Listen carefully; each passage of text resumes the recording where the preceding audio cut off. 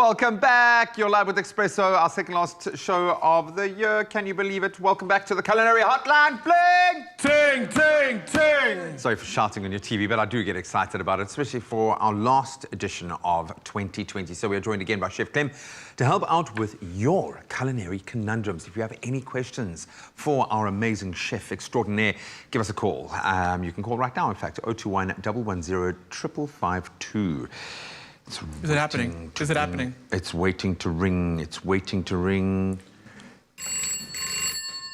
See how presentient I was there. Hi, this is Chef Clem and Graham on the Culinary Hotline. Who am I speaking to? Hello, are you there? Veronica, are you there? Yes. Hi, Veronica, it's Graham here. How are you? I'm fine. Great to connect with you, sending you all of the festive cheer that we can. What is your question for Chef Clem this morning? No, I just wanted to know you. So now sometimes we want to use this recipe. Then it's all of one and we don't have one and you don't have fresh herbs. Now, I just wanted to know if you can use something else instead of that now. I bet you can, but let's ask the professional. Great question, Veronica. Thank you so much. I'm going to put the phone down. You go straight to your TV and listen. All right. I'm right in saying she was asking about recipes that have wine in them. Yes, a lot of recipes need wine, need fresh herbs. Can you substitute them out? Let's start with the wine. The good thing about adding wine to your food, the only way it's enhancing it is by adding another flavor profile. Okay. You don't need it. You really don't. So it doesn't need the fermented whatever. No. It's just flavor. Absolutely. Okay. So let's talk about a dish that we normally, even risotto. We know risotto, you normally start off with your onions and your rice and the olive oil, you toast it all together, and then you add a little bit of wine, and you cook that out and reduce that. It's as simple as just taking that part out. You really, it's not crucial to the recipe. I mean, it adds extra flavor, but you can totally change that out, take it out. Okay, so omitting the wine, you can do. What about replacing the wine? You see, the thing is, wine adds a little bit of acidity because alcohol is slightly acidic, and then obviously the flavor profile of wine. Whichever wine or variety beer, for instance, which is also slightly bitter. So if you wanted to add a little bit of that, we made those beautiful roast potatoes with a little bit of malt vinegar. Oh, yes, we did. Yeah. So you get the perfect potato. Yes. It was. Oh. It was the perfect potato. Yes. So that malt has a little bit of caramelized flavor coming through from it, and that acidity. So I would go for like a malt vinegar, not a very acidic vinegar. But again, you honestly do not need to even substitute. Just take it out. Now that you've debunked the entire chef world. Watch everyone come after me, but it's the truth. It's the truth. You really don't need to... You said it on TV, it must be. Okay, and then the fresh herbs? So, fresh herbs. Look, number one for me, it's very easy to grow fresh herbs. I mean, Woolies now, you can buy the herbs in little packs that keep on growing. They're quite inexpensive. Yeah. But I do know...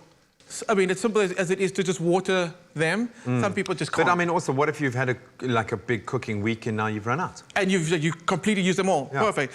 That's where dried herbs come in. And I love using dried herbs. It's not as fresh as your fresh variety, your growing variety, but what they do deliver is intense flavor. Because the moisture's been taken out, the flavor's been amplified. So, do you want to play a little game? Okay. Do you want to? Are you sure? I will, yeah. Okay. I'm always up for it, buddy. Let's see. I don't know why you made me so nervous there with the way that you set that up. I know. Okay. I know, okay. So, going to give this one a go? Okay. And these work really well in your sauces. And unlike fresh herbs, you can actually add dried herbs in the beginning of the cooking process. It's not giving me much, man. Like a dried parsley. It's TV, you must fake it. Oh, you smell this. Don't say it's not giving you anything. I know, but like Okay, that's oregano. Really? I expected oregano to smell stronger or slightly different. Okay. Yeah, that's oregano. Okay. I didn't give it the finger crush like you did. So we use oregano for, we know, like in our pasta sauces. In a lot of Italian dishes use oregano. Also Greek dishes really like that. This one is very simple, but we don't actually use enough of it, and I love this one. It's got a minty flavor. Mint. It's dried mint. It's so good. This with your leg of lamb. A lot of garlic, olive oil. That's amazing. Yeah. This one's super easy. That's. Can I just? Majoram, I don't know. Rosemary. Raspberry? Rosemary. Rosemary. And really? this guy's tarragon. I'm off my game today. Tarragon. So we normally do basil with tomato. right? Yeah, if you can yeah. find fresh tarragon, try fresh tarragon and tomato. Mind-blowing. It's so good. Okay. So, like I said, when you're using dried herbs, you can actually add it to your cooking process in the beginning, whereas with fresh herbs, you add it at the end because you want to keep that fresh, light flavor. I love these. They also last for a really long time. Sorry to interrupt Sorry about you. that. Sorry. A very good morning. Is this Teresa? Good morning, this is Teresa speaking. Can I ask you a question, please? Yes, you may. That's why we are here So for polite. you. What is your question for Chef Clem? Okay. I would like to know whether I can use ginger beer in the slow cooker for my gammon, and how long must I cook it in the slow cooker when it's on high? Okay. That's all I wanted to know. Thank you. Thank Teresa you, May. dear. Have a very Merry Christmas. Okay. Teresa May, that's a very good question. Hey. Yes. Can you? Yes. Is it not going to go? No, ginger beer and gammon go really well together. The ginger flavors pair really well with your gammon. There's a kind of a rule when it comes to gammon. When you cook it in the oven or when you boil it in the pot or even in the slow cooker, but the slow cookers are slightly different. There you go. So it's normally half an hour per 500 grams of gammon. Okay. Slow cooker is a little different because you intentionally want to cook it for a very long period of time where you don't have to maintain what's happening in the pot. Sure. So it will cook for about 4 to 6 hours. 4 but you to can, 6 hours You can, on a you can very decide low. that. Yeah, Okay. at a very low heat. And then what will happen with the ginger beer, especially if you add other elements to it, like the bay leaves, like the peppercorns, like the garlic, for instance, it's going to reduce slightly. And it's going to become so delicious. Yes. And it's going to glaze your gammon with that beautiful ginger beer. I love using ginger beer in savory dishes. sounds great, man. It's so Yeah. amazing. Marinades for braais, ginger beer. So thank you, It's going to Teresa form May. its own beautiful glaze while it's cooking. Yeah. Absolutely Thank love you for that Great one. question. Thank you, Teresa May. You are a superstar. So let's see who else we've got here. Kadlejo Isaac Mabitsela saying, good morning, Espresso. My question is, what's the best Christmas dish the chef would recommend for the family? I've got two. Okay. Okay, let me just go with we'll go with one. Well, I think there's another question I might have a little later, so I'll talk about it. Okay. My main one is doing a beautiful lamb roast. Okay? You don't have to do leg of lamb. You can do shoulder of lamb, which is slightly it's slightly more inexpensive, less expensive. What's the Graham? Yeah. Words? Less expensive, yeah. Less expensive. And what's nice about that? Okay. Leg of lamb, I'm getting there. Very good morning. Welcome to the Culinary Hotline. Who am I speaking to? Weasley. Hey, Weasley, how are you doing, my friend? Where are you phoning from? Fine, thanks yourself. From Woodenholz Rest, a place in the Free State. Ah, great to connect with you. You sound like a wonderful person, full of Christmas cheer, so thank you for that. What's your culinary conundrum for Chef Clem this morning? I just want to find out how to make your own mayonnaise. If you don't have mayonnaise, how to make it yourself. Okay, great Okay. question. Go straight to your TV. Okay, definitely. So, Wesley, I'm going to answer your question in a second. I was going to finish Katleko's question quickly.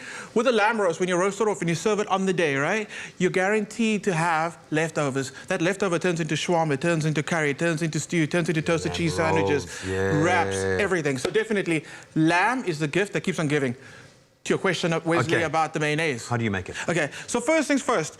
Take your eggs out the fridge. Again, get them as close to room temperature as possible. Okay. They go into a bowl first. Now, normally you can use the normal mixing bowls. I also am a big fan of using the big platters that have a little bit like a raised side, because as you're whipping it, it gets more air into it. So, very important. You start off with your egg yolks and you start off with garlic. The garlic does two things. So do you separate your egg? So it's egg yolk Keep your egg whites for your meringue. For meringues. That's the first thing you're going to make it. So, egg yolks, garlic. The garlic flavors it and helps emulsify the oil into the eggs, right? So, salt, and then you slowly start drizzling in your oil. And because I use a big plate, it's not going to rock around like a normal bowl does. And the trick is to go super, super, super slow until you can see that the color of the eggs start to lighten. And then you can go a little faster. And then hit it with a little bit of vinegar. Bring back that malt vinegar. Malt vinegar in mayonnaise is so good. Otherwise, a bit of lemon and just season at the end. It is very easy, but the one thing you need to try is get your eggs as close to room temperature as possible. It'll all come together if you do that. Room temperature, separate egg yolks, a little bit of oil, emulsify, and then the garlic to Quick one. Use canola oil, not olive oil. Olive oil makes your mayonnaise a little too bitter. Or even if you're making aioli, use a half and half. Half olive oil, half canola or sunflower.